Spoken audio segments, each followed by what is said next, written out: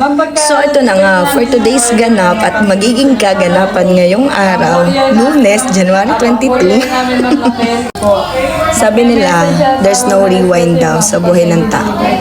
So kung ikaw ay bibigyan ng chance na magkaroon ng rewind, ano to at bakit? Tara, maghanap tayo ng mga matatanong. Unang tatanungin ko na kapag nabigyan ng chance na magkaroon ng rewind sa buhay at bakit ay si Glacy. Glacy, kung mabibigyan ka ng chance na magkaroon ng rewind sa buhay mo, ano to at bakit? No, siguro nung bata ako. Kasi yung, lalo na yung sa family bonding. Para, ngayon kasi uunti na yung family bonding pagka siyempre layo-layo, hiwa-hiwalay na kami. Tatlo na kami nandito sa ibang bansa pagka yung dalawang kapatid nandun sa nanay ko. Pagtapos para, kumbaga bata pa rin yung mga magulang ko.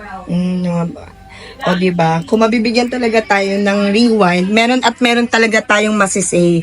Though, oo, there's no rewind, pero kung nga tayo ay mabibigyan ng chance. Second naman natin tatanungin ay si Lynn.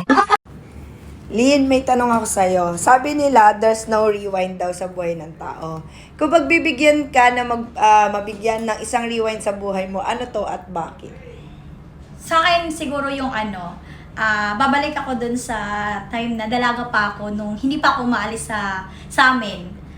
Kasi nung umalis ako sa amin ano ako sa mga kapatid ko.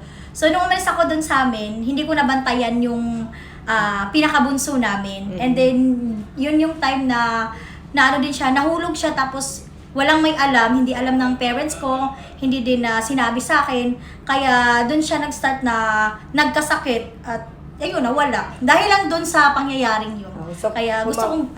Kung mabibigyan ka ng chance magka-rewind sa buhay mo, yun yung i-rewind mo. Yes, yun yung i-rewind ko. Pero hindi siya regret. It's a rewind lang. Ang rewind na. Okay. Kasi nangyari naman, ang dami naman kasi nag-connect nang nangyari yun eh. Daming nag-connect. Thank you for that wonderful answer. Kulig na naman po ang tatanungin natin kung magkakaroon siya ng rewind sa buhay niya. Erika, sabi nila, there's no rewind daw sa buhay. Kung bibigyan ka ng isang pagkakataon na pwede mong i-rewind sa buhay mo, ano to at bakit? Gusto ko, kung magkaroon ako ng isang rewind sa buhay, gusto ko ulit makasama yung lola ko kasi naging pasaway ako nung mga 14-16 ako, tapos iniwan ko siya. So, yun yung gusto kong mangyari kung magkakaroon ng isang rewind sa buhay ko. Thank you for that wonderful answer. Sabji, kung bibigyan ka ng chance na magkaroon ng rewind sa buhay mo, ano to at bakit? Ng rewind? Siguro yung bata ako na hanggang sa yung masayang-masaya kami, halos kahit mahirap, masayang-masaya ang pamilya namin, kahit nung araw walang gadgets, pero masaya kami naglalaro ng mga kapatid ko, mga kaibigan ko. Yun yung babalikan mo. Yung gustong balikan ko, yung nakaraan. Nakaraan mo. Unlike yung ngayon, hindi maganda. Salamat for a wonderful answer. So, tatanungin naman natin yung isa sa mga kaibigan ko. Kasi nung nakaraan, tinanong natin yung mga colleagues ko. So, ngayon, isa sa mga kaibigan ko, tatanungin ko, kung magkakaroon siya ng pagkakataon na magkaroon ng rewind sa buhay niya, ano to at bakit? Rewind sa buhay? Siguro yung nandun pa yung tatay ko. Bakit? Para mapakita ko sa kanya yung mga nagawa ko, saka yung mga mistake ko. Sabi ko sa kanya, tapos magpulungan niya ako paano yung gagawin ko. Anong step, ano yung ko. Bakit ko, tatanungin niya sa akin, bakit ko ginawa yan. Gusto ko yung ganun, wala So, makorek mo. Oo, para makorek ko. Thank you for that wonderful answer.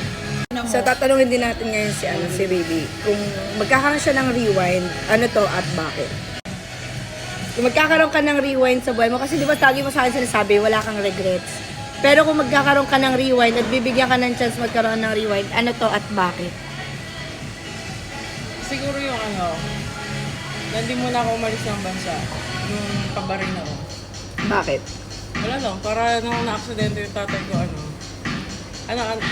may valid pa yung HMO na. Kasi malaki yung cover niya sa akin. Mayaman ka naman, hindi mo na daw kailangan. Kala ko, sali na ako malis ng basa, pa di kami nag-break ng una kong minahal. Charot! So yun yung mga opinion ng mga taong nakausap ko na kung magbibigyan sila ng chance na magkaroon ng rewind, ano to at bakit. Kasi ang dami nagsasabi na there's no rewind. Yes, there's no rewind. Pero paano nga kung one day i-grant yung isa nating kahiling-hilingan na magkaroon ng rewind sa buhay natin. Diba? Ikaw na nanonood, anong rewind mo sa buhay mo? At bakit? Please comment down below!